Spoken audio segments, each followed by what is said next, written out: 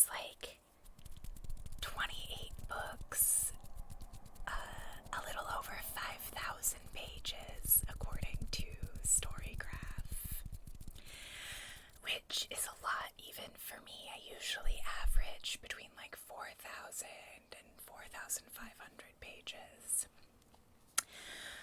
The reason that it was such a high number of books was that I read a lot of novellas, like basically the entire Wayward Children series by Seanan McGuire, which I am going to post a dedicated review video for those. So today I'm not going to spend a lot of time talking about them. In fact, that was the video you were supposed to get last week. So, oops. Alright, so we're just gonna start going through this in order. Let me find April in my handy dandy bullet journal.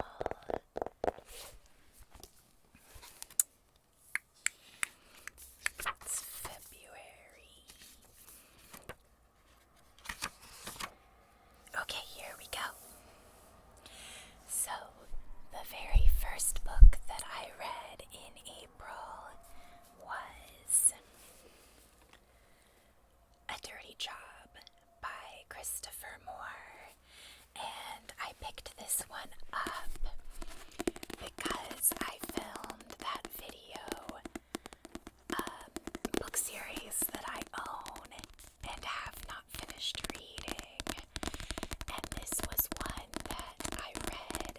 So I'd actually read A Dirty Job before, but I read it a long time ago and I didn't remember it well enough to go on and read the second book in the duology. So reading this was basically like reading it for the first time. I ended up giving it like 3.5 or 4 stars. There is language in it that I don't think has held up well over time. It was originally published in 2006, but the whole characterization of the main character is that he's a beta male, and I think that that meant something different in 2006 than it does today when you talk about like the men's movement and alpha males and all that kind of icky. Not great. So the fact that they like say it over and over and over was kind of making me a little uncomfortable, even though I know that the context for that has changed over time.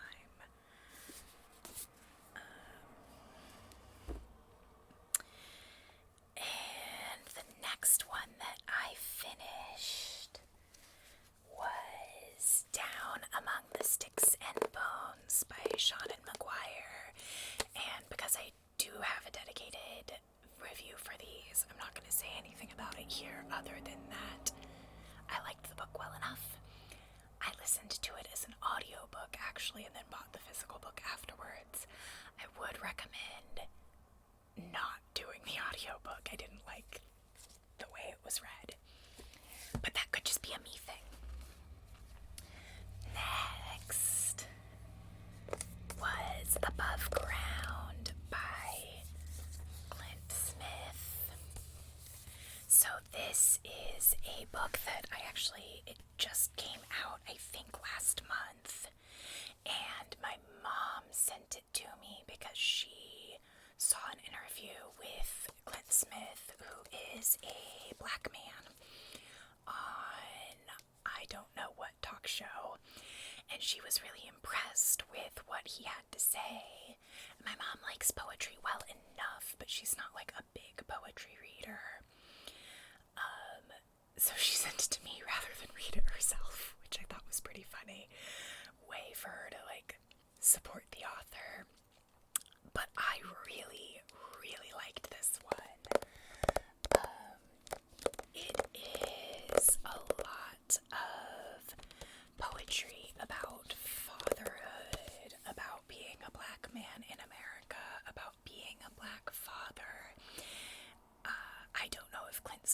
calls himself a feminist, but I would say that it has a distinctly feminist bent in the attitude that it has. I mean, he's got an entire poem in here about, like, being praised for taking care of his children in the same way that his wife is just seen as, like, neutral as default. So even though I don't have kids, I still thought that this was a great collection. It's not one that you have to, like, be a parent in order to appreciate what he has to say. Yeah, I gave it 5 stars. I'm excited to revisit it again in the future. Next book that I finished was A Prayer for the Crown Shy. And again, this is a book that I've already talked about in a dedicated review, so I'm not going to spend any time on it other than to say I adore Becky Chambers. I will link to the video where I talk about all of her books. But yes, great book. Highly recommend. So the next finished was Beneath the Sugar Sky and In an Absent Dream. Those are both Wayward Children, so I'm not going to talk about them here. And then I started Black Stars, which was an audio book. Let me find Okay, Black Stars, A Galaxy of New Worlds. This was an Amazon exclusive collection, and I really, really wanted to like it. I got it from Audible. It was free. I think it is still free, but maybe for not a whole lot longer. And it's got some authors that I really like and admire and respect. So the first short story was written by Nisi Shawl. They are local to me. I know that they are a fantastic writer. I have thoroughly enjoyed other works by them. And the story they had in here did not work for me. It was called 2043, A Merman I Should Turn to Be. And I ended up giving that one 1 stars. It was totally chaotic. I did not understand what was even going on in the story, like, beyond the fact that black people were being genetically modified to be able to live underwater, but then it talks about, like, but they can only hold their breath for 20 minutes. And I'm like, okay, how are they, like, sleeping through the night if they have to keep going to the surf? It just didn't make sense. It just did not make any sense to me, and I did not like it. And then the next short story in the collection was called The Black Pages. It was by Nnedi Okorafor, and she is one that's, like, really hit or miss for me. I tend to either be, 5 stars, totally love it, like Lagoon, or 1 star, hated it, unhauled, get it away from me, like, what was it called? Who Fears Death, or something like that. I did not like that book at all. So this one, The Black Pages, I gave 2 stars. My primary complaint with it was that I want short stories to be stories contained within themselves. What I don't want is for them to feel like the first 2 or 3 chapters of a book and then just cut off. And The Black Pages felt like the beginning of a novel, not like a short story. It's a novel I would probably read, but it didn't work for me as a short story. Next was The Visit by Chimamanda Ngozi Adichie, who's a Nigerian author, and I have only read one of her previous works, and I DNF'd it.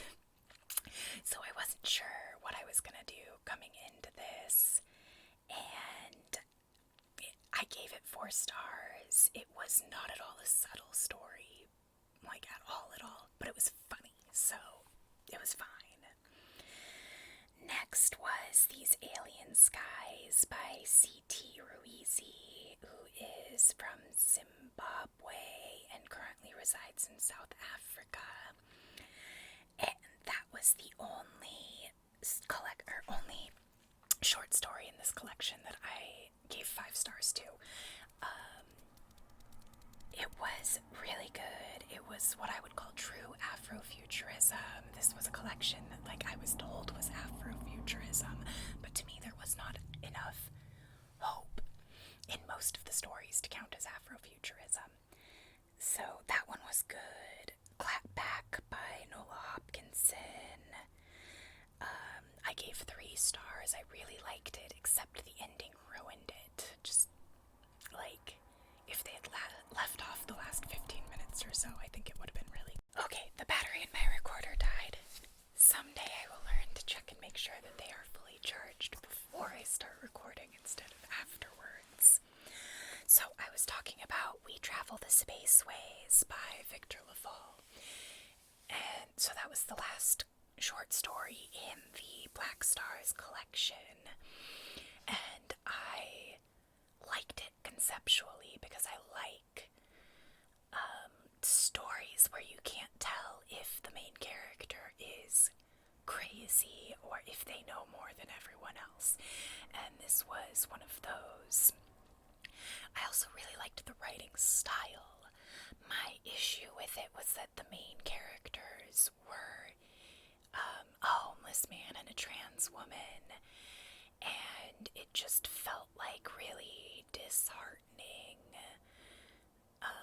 how badly they were, treated. And like I said, I went into this collection thinking that it was a collection of Afrofuturism stories, which to me are, like, by definition much more hope-filled than any of the stories in this collection were.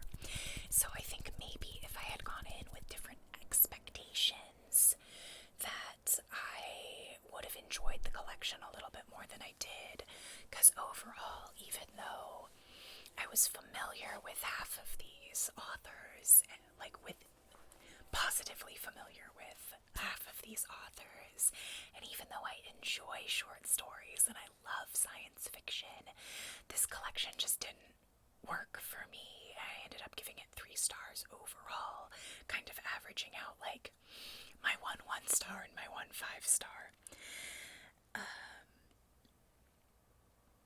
It was enough that I did still buy a Victor Lafall book and read it this month, so, like,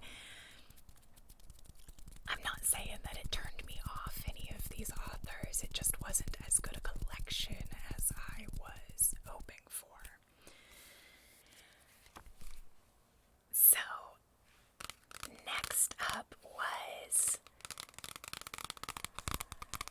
Season of Mists by Neil Gaiman. This is number 4 in the Sandman collection. It's really highly rated online, but I have to say that overall I did not find it very enjoyable. The main thrust of the story here is that Dream, 10,000 years ago, got rejected by a woman that he convinced himself he was in love with, so he condemned her to 10,000 years of torment in hell. He didn't know at the time it was going to be 10,000 years. He was going to leave her there until he forgave her, which is really, really harsh for just being turned down, basically. And the story starts with his sister, Death, being like, yeah, you were not nice. That was not a kind thing to do, and you need to let her out. And I know that when you're an immortal being, like, time scales are a little bit different, but 10,000 years it took for someone to get around to tell him that that was not a nice thing to do. So this is... Lucifer gives up his position in hell. Dream is going around trying to find this gal. It was fun to see all of the characters that got brought in. I really liked the different, we have different gods from other pantheons, and the story was well told.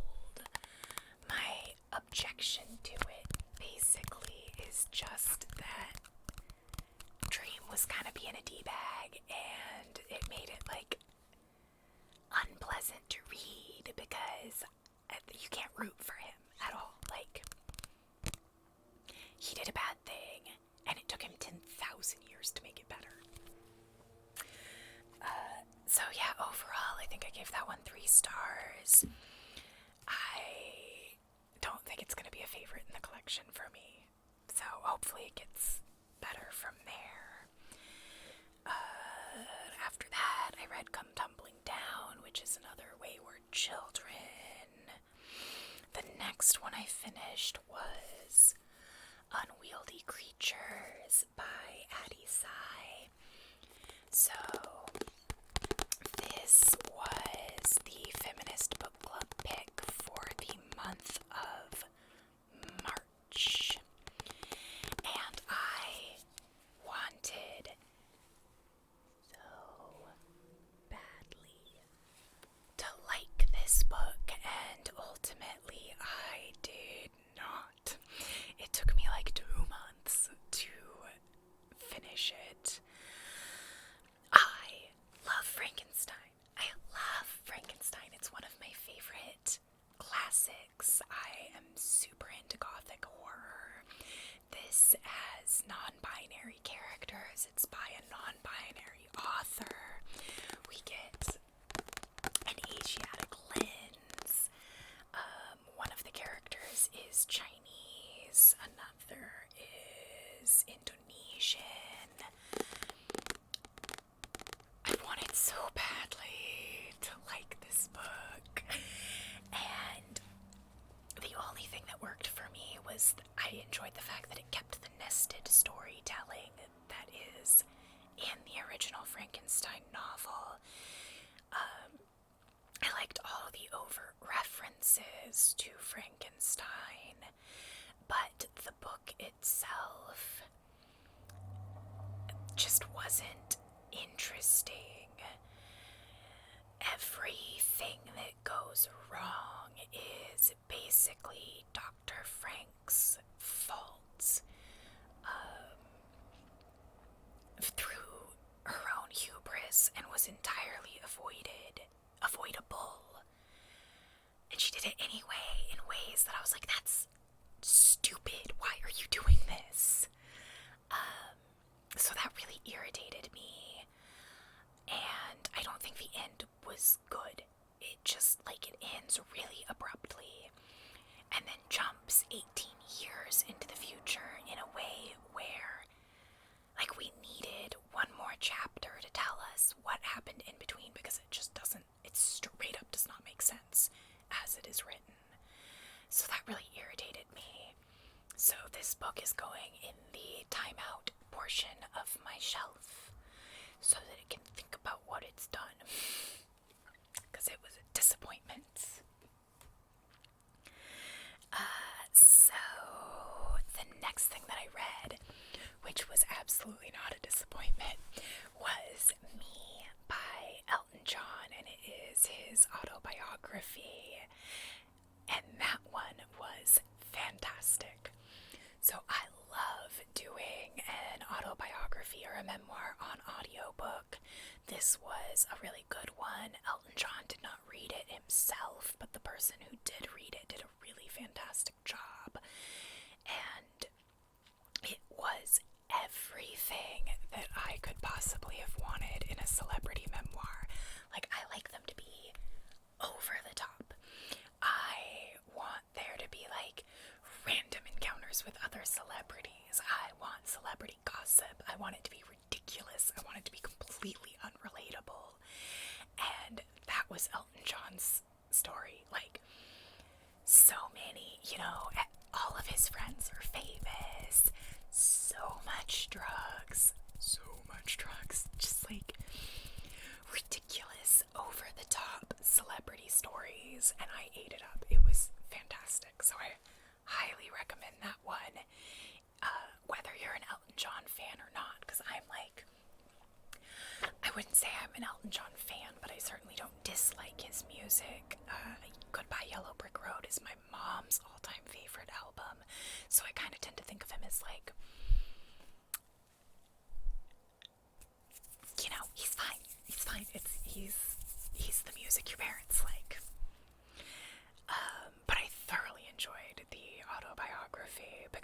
just so ridiculous.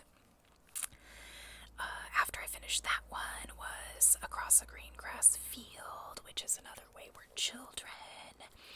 And then I finished Secondhand Souls. So reading this book was the whole reason that I reread A Dirty Job. A Dirty Job does end on kind of a cliffhanger. So I'm glad that I reread it and finally picked this one up. I'm glad that I can now say I'm done with the duology. So this one came out in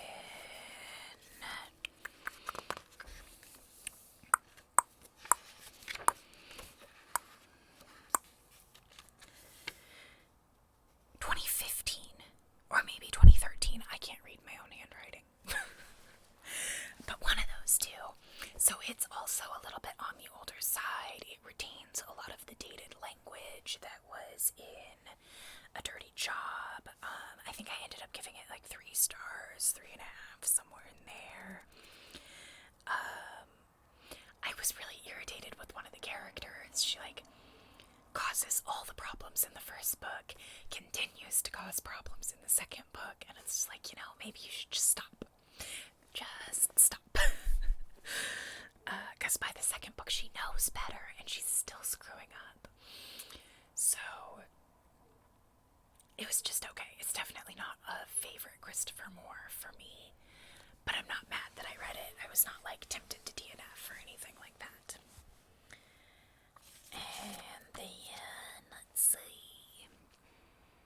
Oh, okay, so next I did You Just Need to Lose Weight as an audiobook. Yeah, You Just Need to Lose Weight and 19 Other Myths About Fat People by Aubrey Gordon. So this came out in January of this year. I got it as an audiobook out of the library, and I would say, so I read the other Aubrey Gordon book, what was it called? What We Don't Talk About When We Talk About Fat. And I think that You Just Need to Lose Weight and 19 Other Myths About Fat People is better. It's a few years newer. The science is very up to date. Her writing style has smoothed out a bit. It was easier to follow. Less of the personal memoirs that her first book had memoir moments that she didn't wrap up enough for me. It was she would start a story and then not finish it. And You Just Need to Lose Weight was less of that. So it didn't give me that unfinished feeling that the first one did.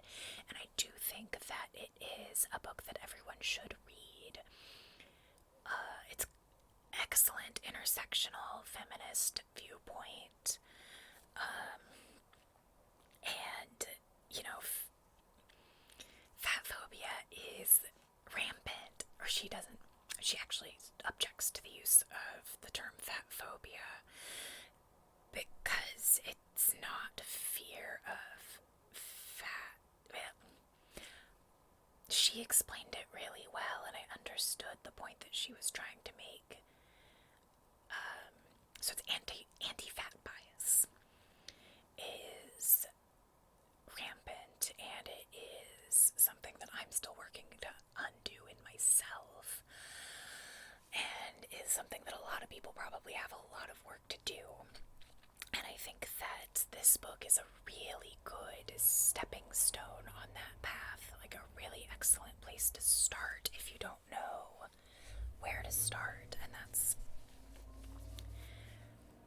basics are good. This is a good basic book for beginning your anti-fat bias journey.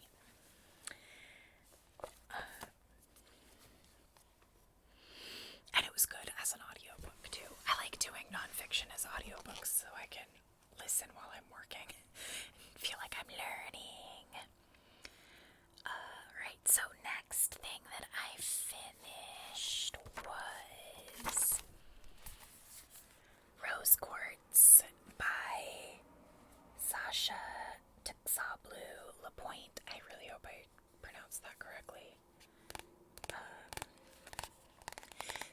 this was the Feminist Book Club pick for this month, or for April, rather, because I'm filming this in May. So April was National Poetry Month, and I really meant to do a video where I, did some of my favorite poetry recommendations, and if that's something that y'all might enjoy, let me know in the comments, and I will still film it, even if it's not in time for National Poetry Month. So this, I really liked. Sasha is a local author to me. She does live in the Pacific Northwest.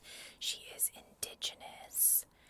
I cannot remember which tribe off the top of my head. I have also read her memoir, Red Paint, which was absolutely fantastic, and I would highly recommend that one also. So a lot of the poems in here, you will know exactly what she's talking about if you've read her autobiography, because the autobiography is a lot more explicit. But if you haven't read her autobiography, these are still beautiful poems. Really liked it. Some of them are dealing with very dramatic issues in her life, and again, her autobiography gets into a lot of that trauma. So if you are a trigger warning person, I would look up the trigger warnings for the autobiography before you read it. But I thought these were beautiful. I especially loved the numerous references to Twin Peaks, because that is one of my favorite TV shows as well. And it really, I could tell that this was written by someone who lives near me. It felt very, grounded in the things that are familiar to me.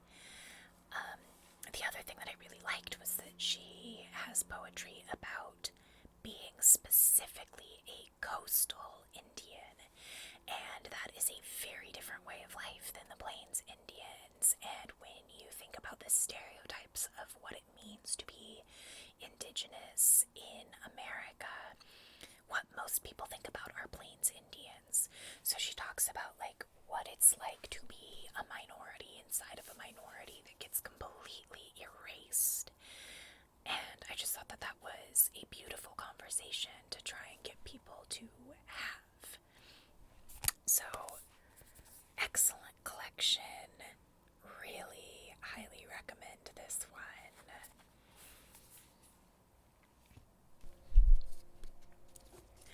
So, the Echo Wife, our main character is an expert in cloning.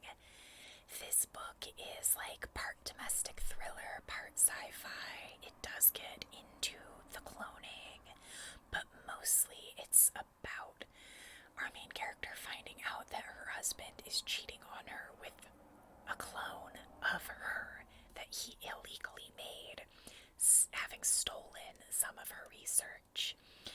And our main character is really living in a gray zone morally herself.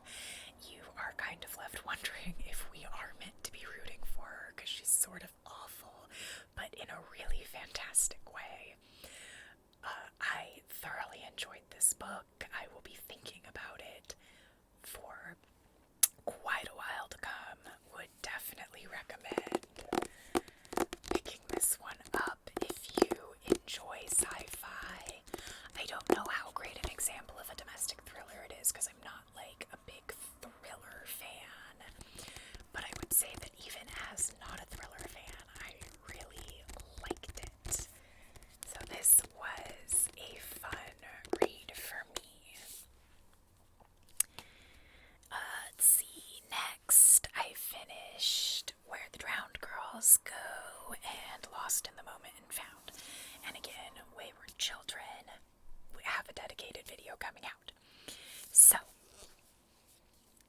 I talked about Victor LaValle earlier with the Black Stars short story collection, and I said that even though I basically gave his story 3 stars because it wasn't Afrofuturism in the way that I wanted it to be, which is super subjective and maybe a little unfair of me, but book ratings are inherently subjective. I still liked the writing style well enough that I picked up Lone Women, and this was also on Beautifully Bookish. Bethany recommended this, and I don't remember which one of her videos, but I tend to trust her taste in books, and I was not disappointed. This was 5 stars. Probably my favorite thing that I read this month. Really gives you a lot to think about, and I went in really skeptical. I do not trust men in general to do a good job of writing women, but Victor LaValle nailed it. Did an excellent job. Truly, really, really good. This is listed as horror, or it's in the horror section at Barnes & Noble. I had to ask for help finding it because it didn't occur to me to look there, because I thought of it as fantasy. It is, to me, it is fantasy with horror elements, but it is also queer, but in a way that if I tell you why and how, it's going to be a spoiler, so I'm not going to say anything other than that this is a queer book. Done really well. It is also based on, it's historical fiction. The lone women in Montana were real. Montana was one of the few states that would allow women to own property by themselves, and did also allow black women to own property by themselves. So it's got an underpinning of actual historical fact, which is super fun. And I feel like it's hard to say anything else about this book without spoiling anything. So I will just leave it at I loved it. Loved it, loved it, loved it, loved it, loved it. Cannot recommend this book highly enough. It is fantastic.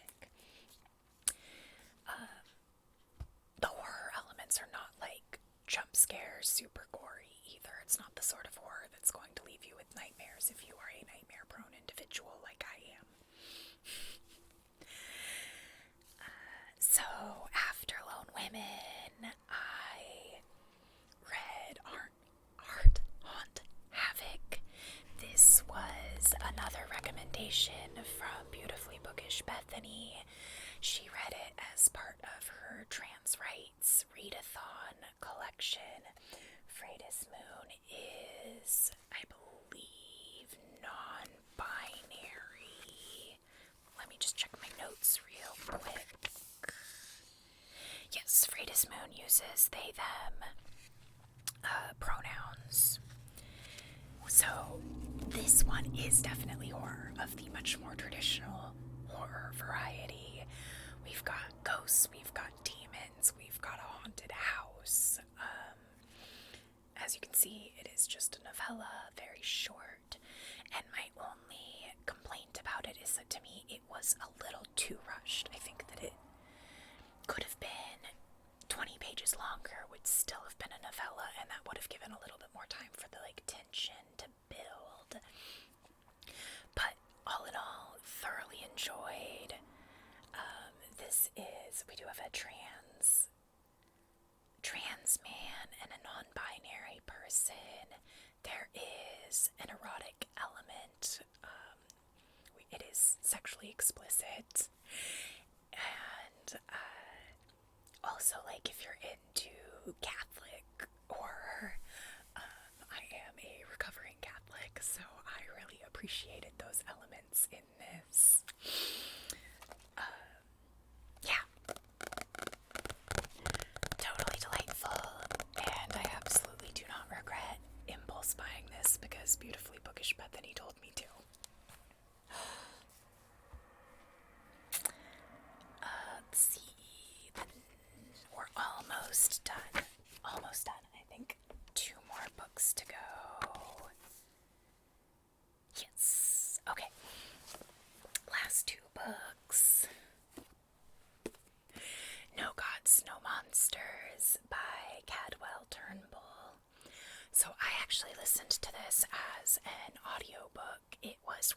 by Dion Graham. I am now obsessed with finding audiobooks read by Dion Graham because, oh my god, he has the most beautiful voice that I have, I think, ever heard in my life. I don't usually do fiction as audiobook. It tends not to work for me.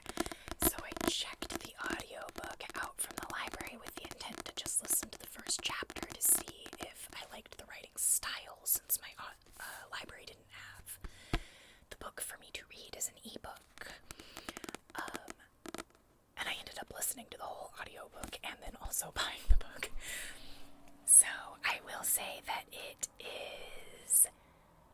this is a multi-point of view ensemble cast. There are a lot of characters to keep track of, which I did kind of struggle with in the audiobook since I didn't have the ability to flip back and see who we were talking about. So that is my only downside to the audiobook personally, and is why I purchased the physical books, so that I could do that, flipping back and trying to remember who was who. This book is delightfully queer. That sort of really diverse queer cast of characters that you get within actual real-life queer communities, but which you very rarely get in books, because books tend to focus on exactly one flavor of queer when there are so many more.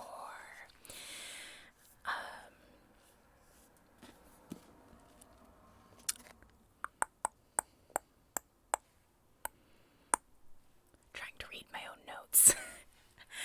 Yeah, so we have an asexual trans man, bi or pansexual woman, a lesbian, a couple of gay men,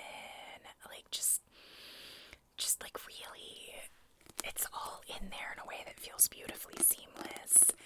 The monsters are a pretty obvious stand-in for talking about race. Cadwell Turnbull is a black man. This does start off with the police shooting of a black man. So it's got that in there.